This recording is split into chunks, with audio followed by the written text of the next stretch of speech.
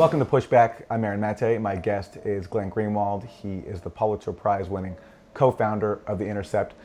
Glenn, as we are speaking, we are in the aftermath of Robert Mueller's testimony. After 2+ years of Russiagate being the top issue, it's barely being discussed now. I think that's a recognition that this story was a failure, but we are not seeing any accountability for any of that. No one's come to acknowledge that this thing was overblown and maybe not worth all the energy and attention that is sucked up for so long. And in fact, those who were behind Russiagate are even being rewarded. We just seen the hiring by CNN of Andrew McCabe, a top FBI official who played a key role in the Russia investigation. According to one tally, there are now 15 former U.S. intelligence officials working as analysts at CNN and MSNBC. Your thoughts? It's funny, when you uttered the name Robert Mueller, my brain actually had to take a second to try and remember who that was. It is as though the person who dominated U.S. politics for 2.5 years or for 2 years has just been instantaneously forgotten and rendered to the fringes of irrelevance as a result of the truly pitiful anticlimactic end to that whole saga. As far as Andrew McCabe is concerned, it's really fascinating to me because for a long time, American liberals and the left talked about the U.S. media being a form of state TV by virtue of the penetration or the infiltration of security state agencies like the CIA, the NSA, the Pentagon, the FBI into the content of news. But that was always done for decades in a clandestine way. That was always how the CIA or the FBI would control media narratives, is they would kind of do it in the shadows. And what we see now is them just doing it openly and brazenly to the applause of the same faction, American liberals and even parts of the left that for so long were petrified of influence in the media and the news by those security state agencies, because particularly CNN and MSNBC are virtually drowning in employees who very recently and for most of their careers worked in the very agencies that are designed to propagandize and deceive and mislead the American public and not to inform them. And what's particularly amazing about it is that the officials who get caught lying are the ones who seem to be most valued. I mean, my reporting in the Snowden story was really ultimately enabled by the incident that is quite notorious now, where James Clapper, the top official in the Obama administration, went before the U.S. Senate and lied to the American public and to the Senate by denying that the NSA was collecting the exact kind of data on American citizens that we now know that they were collecting, because that was the event that finally sealed the decision of Edward Snowden to come forward with this information. And after he got caught doing that, not only did he not get prosecuted for lying to Congress, which we know from the Mueller investigations is a crime, he didn't even get fired. In fact, he got hired by CNN. So CNN hired a security state official, which whatever else he did is already bizarre, that you would hire someone from the security world to inform the news, but someone who got caught lying. They just did the same thing with Andrew McCabe, a deputy director of the FBI who got fired and then was found by the inspector general, who everyone regards as this kind of nonpartisan fair authority, of having misled FBI investigators, lying to them about leaks that he in fact did by falsely denying that he did them, now hired also by CNN. So they have a kind of team not only of ex-spooks, but ones who are known liars.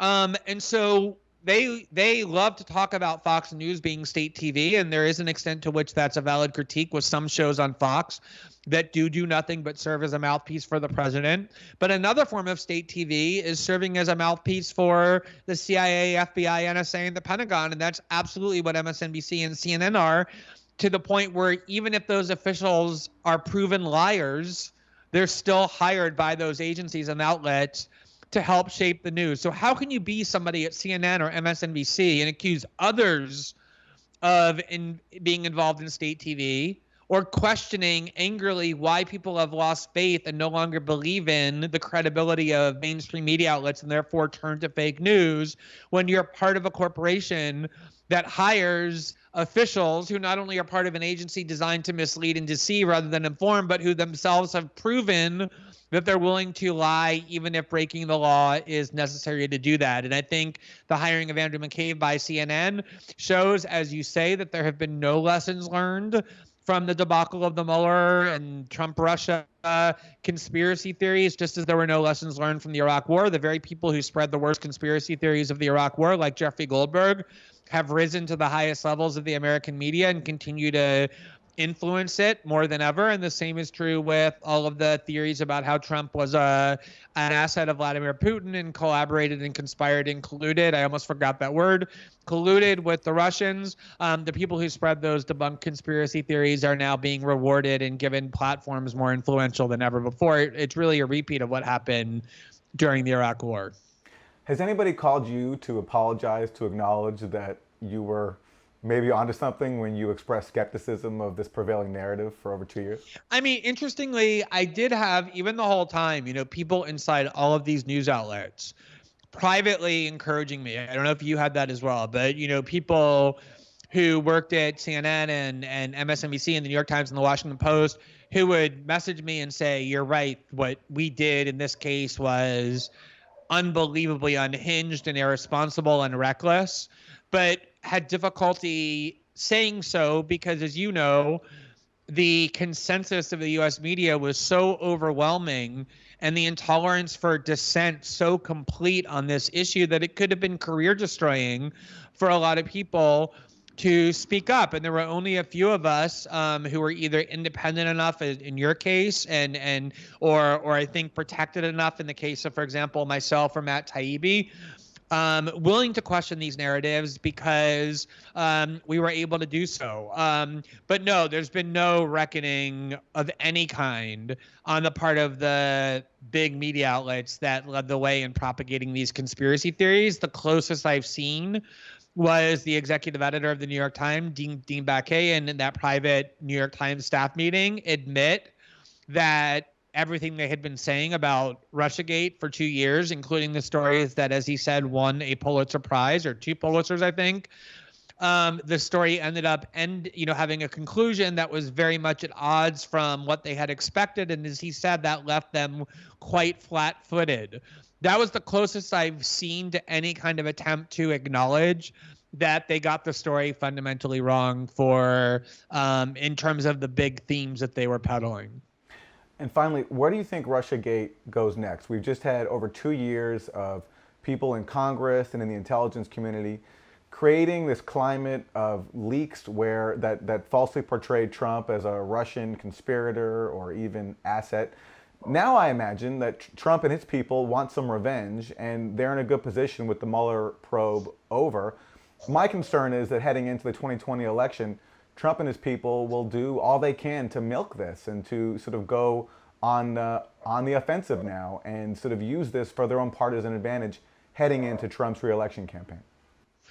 It is notable that even in 2018, before the Mueller report came out, the candidates that succeeded in regaining control for the Democrats in the House by winning swing districts or even sort of blue districts almost talked not at all about, almost ignored completely Trump and Russia and Putin because they knew the electorate didn't care about it. And I think by that point had come to realize that it wasn't going to be the silver bullet, that Trump Jr. and Jared Kushner and Steve Bannon weren't going to be marched out in handcuffs and Trump put in prison for the rest of his life as, the kind of furthest fringes of Russiagate conspiracists were promising at the beginning. They had realized already in 2018 that none of that was going to happen, that nobody cared, that people wanted to talk about healthcare, the economy, jobs, and trade, as opposed to these, wild-eyed conspiracies that Rachel Maddow and friends were peddling every night to a small group of hardcore dead-enders.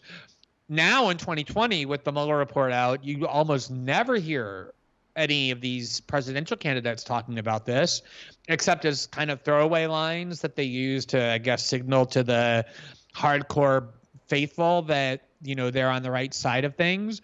My big worry is not just that there's going to be now counter investigations, as there should be, into why, for example, American citizens were spied upon based on allegations that they were agents of the Russian government when Robert Mueller concluded there was no evidence to suggest that they were, and into the real origins of this investigation, both the motives and whether laws were broken to spy on campaign for political ends, and interference on the part of the CIA and the FBI in our domestic political process. But also, the bigger concern for me is that it's now become almost orthodoxy on the part of the Democratic Party that you're required to treat Russia as this grave enemy. And I think that's going to have very dangerous political implications for many, many years to come, as well as disturbing domestic implications.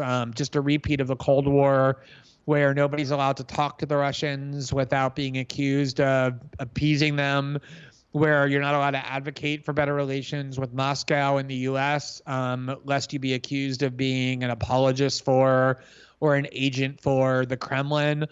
Just all of those things that were used for decades against Democrats, liberals, and the left during the Cold War are now being used by Democrats, liberals, and even parts of the left in a way that's just as dangerous. And I think that's going to be the most enduring aspect of all of this. It's amazing. Trump has just started a new nuclear arms race with Russia by killing the INF Treaty. John Bolton is talking about killing the New START Treaty, the last treaty left that limits nuclear weapons from the U.S. and Russia. But yet Democrats are still talking about Trump being deferential to Putin. And they're still, even though it's become less visible at least, plotting how to get rid of a close Russian ally in Venezuela, in Maduro. They're still battering the Germans not to buy natural gas from the Russians and buy it from U.S. companies instead. Probably the single most damaging thing you could do to the Russians.